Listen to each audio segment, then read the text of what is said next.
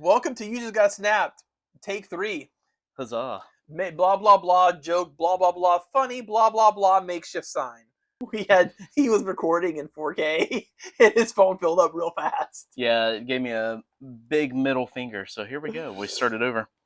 Anywho, the theme for this week's episode is the next upcoming season, which is this Tuesday. Yep, and it is the Eternatus. The what now? What? Oh, you were saying it wrong. I thought we were saying it wrong. That was the Enchiladas? joke. Yeah, it's a Pokemon. The enchiladas? Eternatus is a Pokemon. I like enchiladas. Enchiladas are good too. And Deadpool's in the game. Deadpool is in the Segue! Or he something. loves tacos. I do have his taco variant. So we're going to go over all the cards and potential barking dogs. I don't know. They won't be able to hear that. They can't hear it? No. Oh. Noise suppression. Okay, there's no barking dogs. So yeah, new series is coming out. There's new lands, new variants that are announced, new cards, etc. We're gonna start with the lands. We're gonna talk about the variants again, and then we're gonna go over the cards again. It'll be quicker this time. It will be quicker this time. So, World Forge, we know what it does this time. Jamie, you want to explain it? So, World Forge will replace one of the other locations each turn. We are assuming it's random, which means it's going to be pure chaos. Yes. That's what I want, because that's my favorite thing about the game is just the sheer utter chaos tied to it. See, that's actually my least favorite thing about the game, and I do not look forward to the day when, like, the land changes to squirrels, and then it changes again into also more squirrels. And it's just, there's nothing but squirrels fighting each other. Are you secretly a dog? You keep talking about squirrels. I'm a cat. That's a dog thing. What? Oh, squirrels? Squirrel! Oh. It's also an ADHD thing. Exactly. Which is me! That leads us to the next land, which is Eternal's Arc. Which basically just makes Storm happen on turn 5 on 2 lands. So yeah, after turn 5, flood the other locations is the official title. So kind of, honestly, World Forge is going to be interesting. Not my favorite, because I like control. One of the things I like about Marvel Snap is that I always feel like in 90% of my games, I feel like I could have won if I had played differently, or I can identify like the weak spot in my deck. But these are just chaos. Well, Eternal's Arc you can plan for. Yeah. But World Forge, good luck. It'll be fun. And then, yeah, so June 4th is when all this is launching. So Thena is the headliner card. Before we get to that, too, because we kind of forgot to talk about the Season Pass card, Gilgamesh. Yeah, so I figure we could start with that first. first. Is he the Season Pass card? Yes. I didn't know that. Yeah, so his on-reveal ability will be +1 power for each of your other cards in play with increased power. That's low-key kind of busted. I mean, a little bit. He can get kind of ridiculous, right? Turn 5, if you're... Be good for Sebastian deck.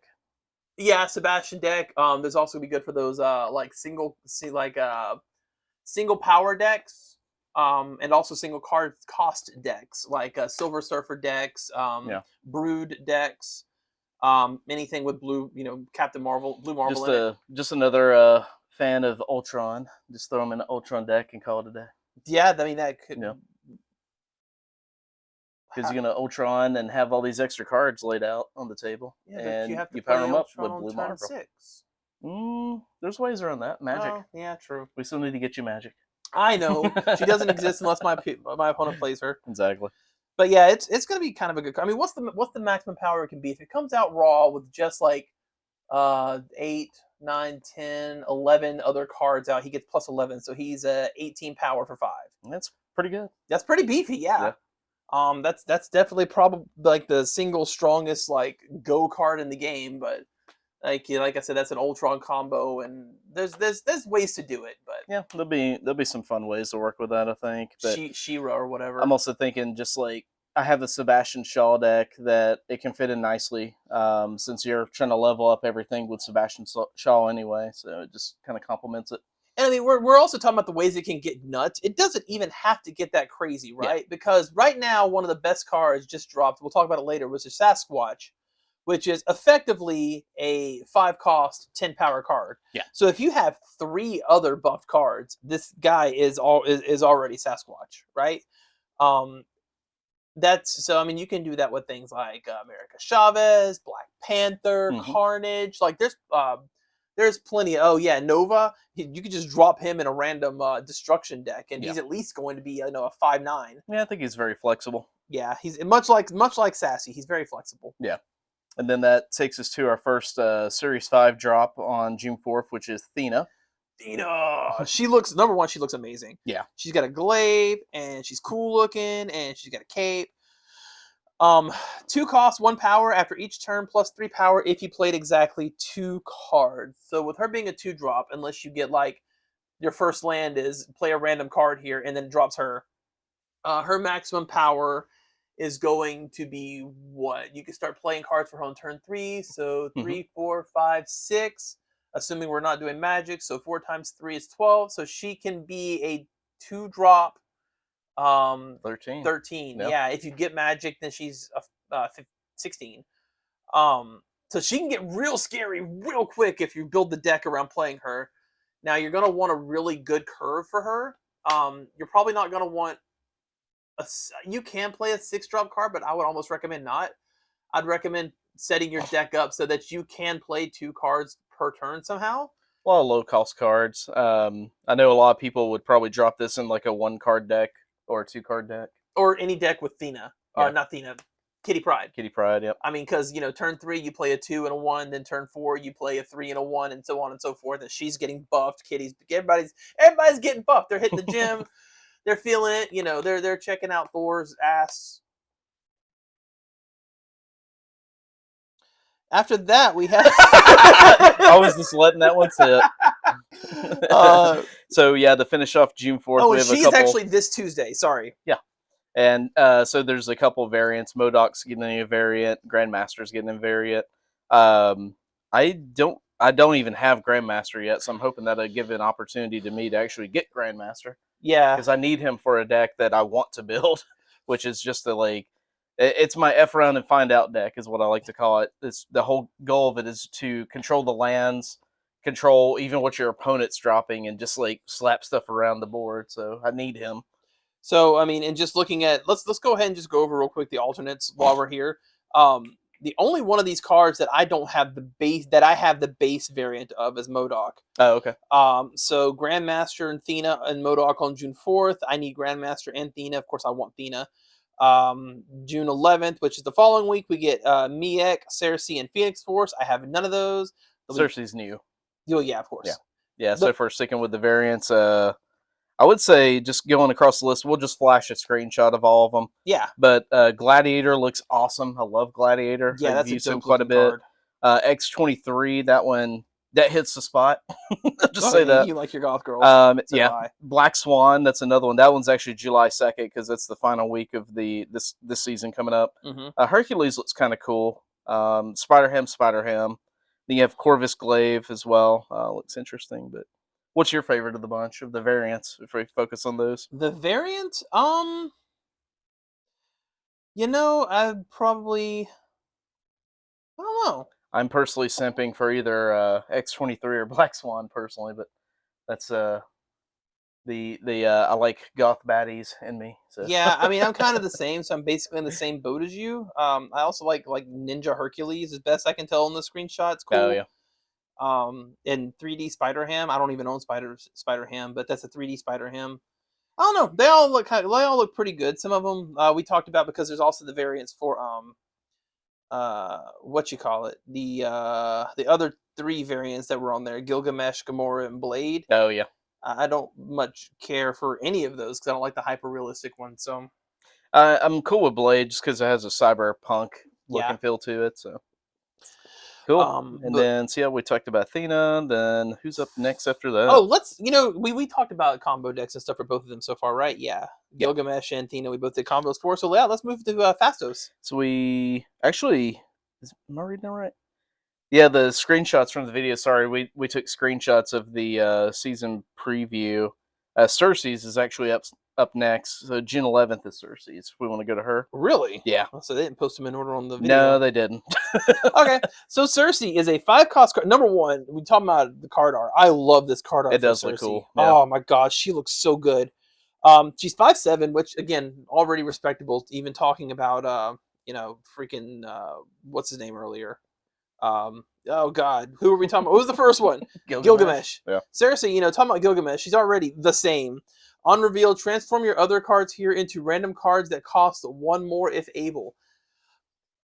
That's both ridiculous and terrifying. Yeah. Um, it says your other cards, so luckily she doesn't transform herself. No. And if you're dropping a bunch of 1 costs, congratulations, you're gonna get some 2 costs. If you're dropping a bunch of 3 costs, things get a little weird. No, 3 costs isn't where it gets weird. 3 costs is fine. That's where you're gonna get some good value cards. 4 costs is where it starts getting weird because that's where you're gonna start getting things like Gladiator. Yeah. Sentry. Yeah. And so like you play Sersi, like, haha, I've got this, and you drop Sersi Sentry, and your 3 cost cards turn into 4 costs, and they turn into Sentry, and now you have a void that you can't deal with over on your far right land, or any number of other things because the 4 costs, or you're like it drops Mr. Negative, and now your entire deck is fucked. Yeah. So I would highly recommend not playing towards the 3 costs. I would say try to get a couple of 4 cost decks cards out. I think like maybe drop your best bet's probably going to be to drop Zebu. Yeah. On turn 3, and then turn 4 play 2 4-cost cards, and then on turn 5 you can transform them into 2 5-cost cards because 5-cost cards are generally pretty safe, right? Well, Zebu doesn't work that way anymore. You get a nerf. It's the next turn. Your 4-cost cards cost 1 less. Mm-hmm. Oh right, and that would make them 3. You wouldn't be able to do that until turn 6. Yeah. So Zebu, I would do on like a turn 5 personally because you can do 2 4-cost cards on turn 6. Yeah, but that's not going to work with Sersi. Sersi, I mean, I'm interested as much as I like the idea. Like, I think the only way I'll probably try this one out is just put her in my Lockjaw deck and take Lockjaw out, just see what happens. Because the way that's set up for me today, it has a lot of lower cost cards, a lot of like 1s, 2s, and 3s in Lockjaw. Yeah. Because I'm like constantly rotating stuff out. I have a couple 6s in there. So the goal for that deck is to get my 6 cost cards out. But since this is random, I think it would still work because if I'm just tossing out like 1, 2, 3, and then Sersi at 5. Yeah. Once again, it's all about chaos, right? So well, and I guess thinking about it, generally the 2 and 3 drop slots are fairly safe. There's not a whole lot of really dangerous, like you screwed yourself stuff in it. So that would work because especially for 1-cost cards, you expend, and 2 for that matter, you expend their effect like on turn 1 you play Chavez, turn 2 you drop Psylocke in the same spot, and then what else is good for it too? I just realized. What's that? Eating things like White Widow. Widow's Bite and Green Goblin and Hobgoblin. That's true. You could eat those. Goes after those negative value decks. Yeah. You could drop Sersi on a Hobgoblin on turn 6, and they've just had a bad day. Mm-hmm. So interesting. Yep. And then the next card up is going to be Makkari. So her special ability, she's a 3/3. After the turn, runs from your hand to a random location if possible. That's wild. I don't know how I feel about that. I think that one would be good for like any of your level up decks, like if you're doing some Blue Marvel or just stuff like that in general. Well, she's also a 3 power. Yeah, 3/3. Which means Silver Surfer hits her. Yep, Silver Surfer. So it'd be good for a Sebastian Shaw deck. Yeah. Yeah, I mean, that one I'm just gonna kind of sit back and watch. I think. If you have her in your hand, I mean, so here's what I'm just thinking about too. You have her in your hand on turn 1. Turn 1, automatically drops. Yeah, you drop your Chavez. Turn 1, then Makkari comes out on her own. She goes to a random location, and then now you also have. I mean, we were talking about how 4 drops are kind of dangerous to play, but now you also have like a Sersi target. If she drops herself on top of Chavez, now you can transform both. There's some stuff going on there. Right. It'll be interesting, I think. Just keep in mind that this is not considered play, so she's not going to combo with like Blink. No. She's not going to activate Lockjaw. She's not going to get Sasquatch a reduced cost. She just goes. Mm-hmm. Any other good combos with her? I don't really think so. Not really. Yeah, just drop her in one of your 3 decks. Yeah, drop her in a 3 deck or anything where you just want to play. I almost feel like she's splashable. Because she's just a free card. She's just 3 power on the board for no reason. Yeah. So, yeah. It's free money. Mm-hmm. It's free real estate. It is free real estate. And then, is that That's the last one because Phastos or we however you didn't pronounce cover Phastos yet. Yeah. So Phastos, whatever. I don't know. He got a big old hammer. 3/3, so we got another 3 spot. Give each card in your deck -1 cost or +2 power. Once again, goes back to chaos. I feel like June is going to be an interesting month. Yeah, like things are every just gonna single card happen. we've talked about so far is just sheer chaos. So I mean, I like it. I like this one a lot. if you drop Phastos on turn 3, there's some pretty nutty stuff that can happen, right? Like you just think about Infinauts in your deck. Yeah, Like, that's what I was going to say. This one's immediately going in my She-Not deck. Yeah. Like She-Hulk, Infinite. I mean, a 22 power Infinite isn't quite as valuable, but if you get lucky and you on that 50/50 and he goes -1 cost, you have a turn turn 4. Oh, you don't know though. Oh, you don't know. If he's in your deck and you drop him turn 3, If you draw him on turn 4, you know. yeah, you'll know immediately. But you don't know if you don't draw him on turn 4, which means, ooh, that's interesting. That's what I like about it, though, because I mean, you're getting some value out of it, no matter how you what. look. Yeah. And for a 3, I mean, he's even. He's a 3/3, so he's not like no value by himself. So at this point, like with that card and the last one we talked about, Makkari, I'm probably just going to build a whole new 3-card deck and just have some fun. Oh, let me mention something real quick because we didn't actually say it. So we mentioned the abilities, but we didn't say what they were. Gilgamesh is an on reveal. Thena is not. Thena is an ongoing without the wording of ongoing, so she can't be hit by Enchantress. Yeah. It's always active. Yeah. Phastos is an on reveal. Makkari, again, always active, not actually an effect. And Sersi is also an on reveal. And did you have anything else you wanted to say about Phastos? Not really. He's pretty self-explanatory. I can't even think of any decks where like the last one that we have on our list is going to be intriguing too. I hate him. I think he's stupid, but we'll talk about it. Phastos. Again, he just feels almost splashable. Like, what deck doesn't benefit outside of like a negative man deck? What deck doesn't benefit from -1 cost and also +2 power? Yeah, I can't think of anything. So, the last one we got is the big boy card that I don't understand. I think it's bad. I think it's really bad. I think it's absolute garbage. This is if you want just a buttload of cards in your deck. Arisham, at the start of the game, +1 max energy. Shuffle 12 random cards into your deck. That's so bad. Because it's doubling your deck size. Yeah. And for what? I just want other people to play it so I can revive my Darkhawk deck. Yeah, that'd be nice. Darkhawk, protect them at all costs. Well, also, what's weird about this too is that it doesn't say that he has, and they may buff this in the future or something, but he doesn't even start in your hand. No. Which means, and it's at the start of the game. And it's hard to play him too because of his casting cost being a 7/7. Well, he's not that because he gives you +1 energy, so he just plays on turn 6 regardless. It's still kind of difficult though. You could I don't know if I'd want to play him. Like I might just want him in my hand and try to have something. Very much a card. Even if you're using him, you don't want to play him. Yeah, that's a good point. Actually, he'd be good for a lockjaw deck. So that way you're not having to like waste the cost on him. But like the +1 energy is great. Don't get me wrong. I think, and this is something we're not going to know unless one of you knows, and you can put it in the comments. It says at the start of the game. I don't know if that is before or after you, because you start the game, you draw, both players pick up 3 cards, and then it pulls a 4th one into your hand. Yeah. So it kicks in right then. It kicks in before the draw. Mm-hmm. So your deck construction does matter to some extent then, because you're gonna want like good stuff in your deck. That's why I'm just gonna counter it with Darkhawk. Yeah. Because Darkhawk by default, it's a 5/3 ongoing, get +2 power for each card in your opponent's hand. So if you can do that and then run Mystique.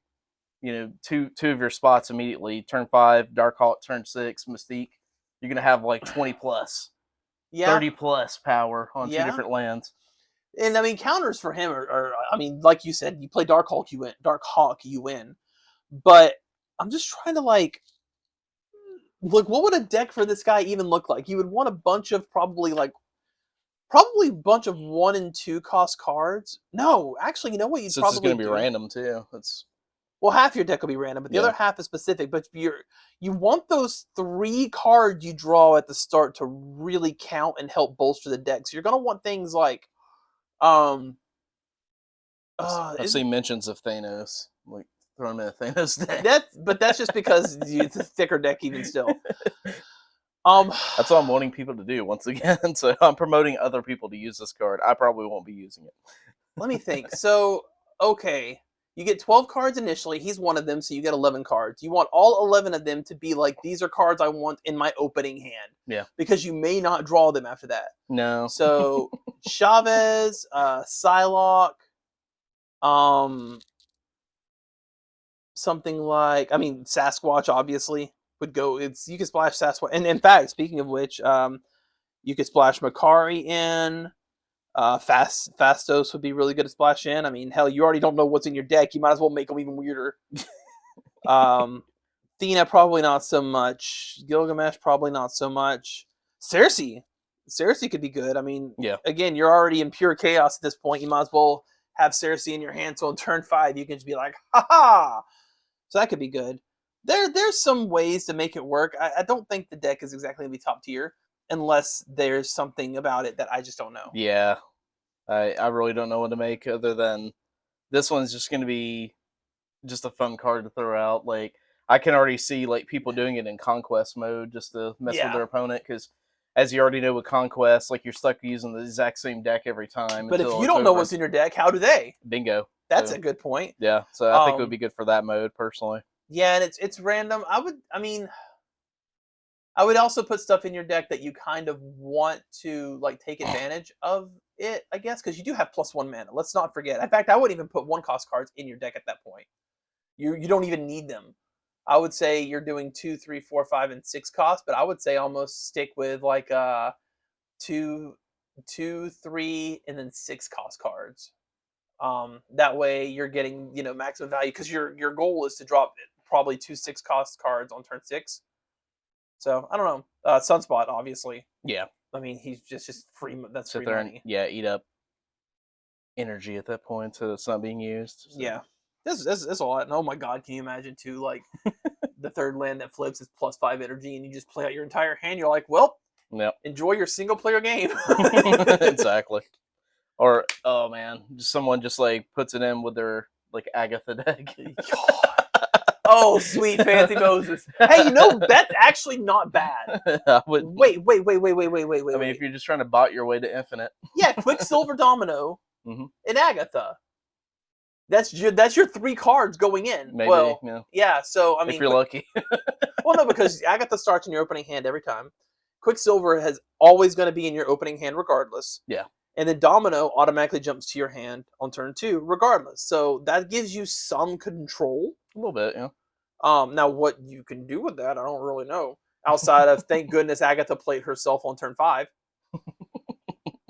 But yeah. Anyways, I'm actually excited about this card now. I want to do some stupid stuff. Yeah, it's one of those just wreck shit. Yeah, Agatha Harkness is actually low key one of my favorite cards.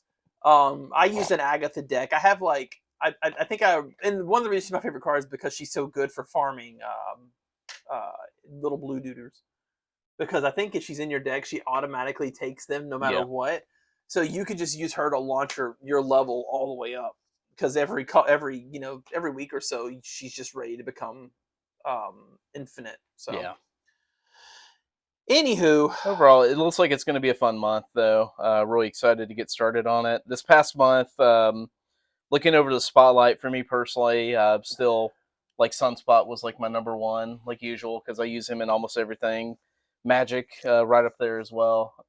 You had a fun story about like your pretty much 100% win rate card because you only played it like 4 times. Yeah, I had to. I was playing what's his name, Apocalypse. Yeah, Apocalypse. I was trying to do a quest or something, so I played like 4 or 5 games with him, and I won them all. And so my thing was ruined because it's like, your partner card is Apocalypse. Yeah. You win all of the games when you use Apocalypse. Keep using Apocalypse. And I'm like, that's not fair. I was trying to tell you something, man. My actual cards that I use the most this month, probably Sasquatch. In fact, the deck I'm running right now, I'm running I call it what do I call it? It's the Sassy Mockingbird stature, Sassy Yeah. Mocking stature or something. Anyways, my whole deck is I'm trying to play like big cards, like a lot of big cards on turn 5 and 6. So Yeah. I have Sasquatch, which is obvious. I have Stature, which I run with Silver Samurai. So if they're playing a discard deck, I already have Stature. But if they're not, I can drop Silver Samurai, which 9 times out of 10 hits my Wasp. Um, and then I actually really like the Silver Samurai too because it tends to hit people's Null. Because I've been running into a lot of destruction decks with Null and Death, and it's like Null, Death, Hella. I don't even know how those decks work, man. That's 3 high cost cards. You would think they would get screwed more often than not, but they feel 100% consistent. But yeah, it's It's the beauty of the destroy decks. you know, well, another beauty is Hella is only 6 power, and so this is a little hot tip that I'm just like formulating in my head of why it works. Hella is only 6 power. A destroy deck or a discard deck also. Sorry, they're 2 different deck types, but both the destroy and discard deck run Null, and the discard deck runs Hella. Mm-hmm. So typically by turn 6 in a discard deck, the only card they probably have left in their hand is Hella, or they've drawn like Infinite or something. There's other possibilities, but for the most part, every time I've played a discard deck and dropped Silver Samurai on turn 5, I've hit Hella. Right. And the same thing goes the other way around for the destroy decks. Null doesn't get his power boost until he hits the field, which means in hand he's a 0. So when I play Silver Samurai, 100% of the time, if Null's in their hand, he hits Null. So just a little thing I just realized of why it was working the way it was. The more you know. On today's after school special. But yeah, that's pretty much it. I love Sasquatch. Sasquatch is a great card. I like Stature. I like those fun little. They're good by themselves, but also they can be better cards. That's why I really like the Silver Samurai Stature combo. That's why I'm playing Mysterio and I'm running Blackbird and Sassy. Mr. Sassy Pants. Mr. Sassy Pants. I had difficulty with ongoing effect decks. They just wreck me. Even though I have Enchantress, and I think I have Enchantress and Echo in my deck, but sometimes I just don't draw either of them, and what do you do? Yeah. So, but yeah. Anyways, I think that's about it, yeah? Or do you have something pretty much else? it. Yeah, so something else I want to start doing, since they have spotlights in the episodes of Snap on their website, I want to do my own spotlight. So my version is just showing off variants that I've gotten recently that I'm a big fan of. So this week will be Living Tribunal. So zoom in. It's going to be backwards. Well, you might fix that. I don't know. Anyway, I'll so probably that's actually just post an actual picture of the card. That'd be better. Yeah, so to help him out, it's going to be the ink pulp variant of Living Tribunal. It's beautiful. I absolutely love it. So okay, that's my spotlight card of the week. What's my spotlight card of the week? Oh, I really like my my Blackbird actually. I don't even know how to describe her, but Blackbird. well, yeah, but like this variant, like it's so different. Like I don't even know. Oh, Mockingbird. Okay. Oh, Mockingbird. I'm sorry. That's what I was like. Who's Blackbird? That is pretty sharp. I don't even know what's going on there, but I love it. Yeah. It's I'm gonna do the same thing he did because I may not remember to look for it, but it's like it's this variant. I don't even know what's going on here, but I love this variant. That's pretty sharp. I also really like the chibi variants that came through. I bought a couple of them. I did get Sunspot. That was my second place. So since I'm a big fan of Sunspot, I had to pick that one up. Spend the 1,200 gold. Me being the person that I am, one of my favorite cards is Negative Man, and so I got the Negative Man chibi. It's really cute. Anyways, okay, well that's our spotlight. So thanks for watching. I almost rolled out of my chair like a fat man. Just going backwards. Of course, as always, if you enjoyed it, likes, comments, subscriptions, all the good stuff help out a bunch. If you're watching this the day it comes out, tomorrow is podcast. And we talk about all kinds of fun stuff on there, like games that came out in June of 1994, and also games that are coming out this month that I'm really excited about. Yep. And other news. It's a long one, but very fun one. I had a lot of fun recording this episode. So. Absolutely. Also, no, it's fine. Anyways, yeah. Likes, comments, subscriptions, all the good stuff help out a bunch, and I'll see you in the next one. Have a good one. Deuces, dummies.